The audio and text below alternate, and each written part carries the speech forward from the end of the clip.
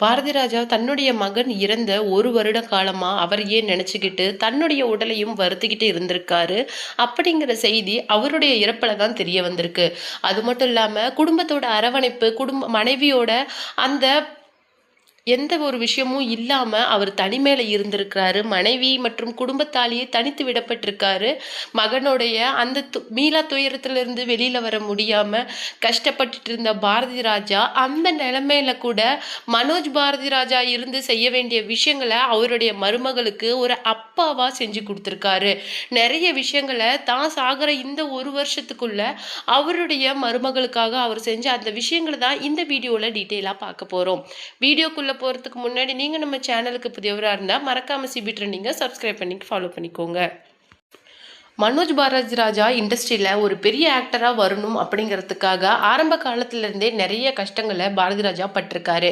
Even அவருடைய முதல் படத்தில் ஏஆர் ரஹ்மான், இளையராஜா, பாரதி ராஜா அப்படின்னு சொல்லிட்டு மிக பெரிய பெரிய லெஜெண்ட்ஸ் ஒர்க் பண்ணி அந்த படம் வந்து வெளியானது. ஆனால் அது அந்தளவுக்கு அவருக்கு பெரிய ஒரு சக்ஸஸை கொடுக்கல. ஆனால் லேட்டர் நல்ல நல்ல ரோல்ஸை பண்ணி மனோஜ் பாரதி ராஜா இண்டஸ்ட்ரியில் ஒரு நல்ல கேரக்டர் ஆர்டிஸ்டாக அவரால் வர முடிஞ்சுது. அதுக்கு முக்கிய காரணமாக அவருடைய பின்னாடி இருந்தது பாரதி ராஜா தான். தன்னுடைய மகனை இண்டஸ்ட்ரியில வளர்த்து விடுறதுக்காக நிறைய கஷ்டங்களை அவர் ஆரம்பத்துல பட்டிருக்காரு. அது மட்டும் இல்லாம மனோஜ் பாரதி ராஜாவோட திருமணத்துக்கு அப்புறமேலு ரொம்பவும் சந்தோஷமா இருந்த ஃபேமிலி ஒரு கட்டத்துல மனோஜ் பாரதி ராஜா ஹார்ட் அட்டாக்கால இறந்ததுக்கு அப்புறமேலு மொத்தமும் பிரிஞ்சிருச்சு அப்படின்னே சொல்லலாம். அது மட்டும் இல்லாம அவருடைய அந்த இறப்புக்கு நிறைய திரைப்பிரபலங்கள் வந்திருந்தாங்க.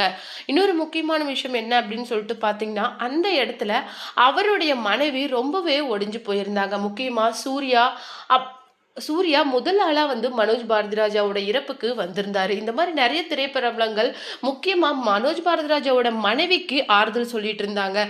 ஒரு பக்கம் சீமான், இன்னும் பெரிய பெரிய ஆக்டர்ஸ் வந்து இந்த பக்கம் பாரதி ராஜாவை ஒரு பக்கம் தேத்துறதுக்கு இருந்தப்போ, அந்த பக்கம் மனோஜ் பாரதி ராஜாவோட மனைவியா எல்லாருமே சமாதானப்படுத்திக்கிட்டு இருந்தாங்க.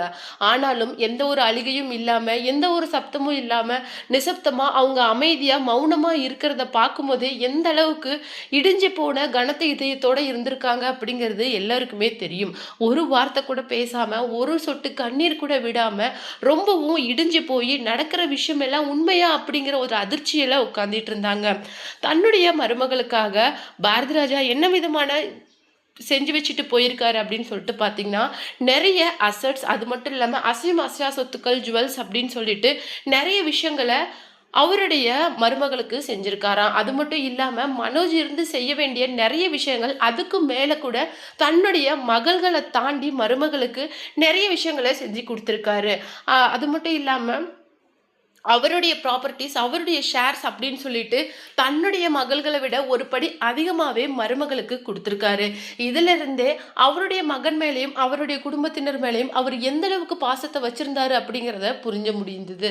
அது மட்டும் இல்லாமல் இவ்வளவு உடல் மெலிஞ்சி சோகமாகவும் தனிமையிலையும் வலியோடையும் இருந்த பாரதி ராஜா தன்னுடைய கடைசி மூச்சு வர மருமகளும் மற்றும் அவருடைய குடும்பத்தோட அந்த ஃபியூச்சர் அவங்களுடைய நல்லதை நினைச்சிருக்காரு அப்படின்னு நினைக்கும் போது எல்லாருக்குமே அந்த இடத்துல கண் கலங்குது. எந்த அளவுக்கு தன்னுடைய மகன் மேல பிரியம் மற்றும் உயிரை வச்சிருந்தா அவரு தன்னுடைய கடைசி அந்த முடியாத சூழ்நிலையில கூட மருமகள் மற்றும் தன்னுடைய பேர குழந்தைகளோட ஃபியூச்சரை சேஃப்டி பண்ணியிருக்காரு அப்படிங்கிறத புரிஞ்சிக்க முடியுது.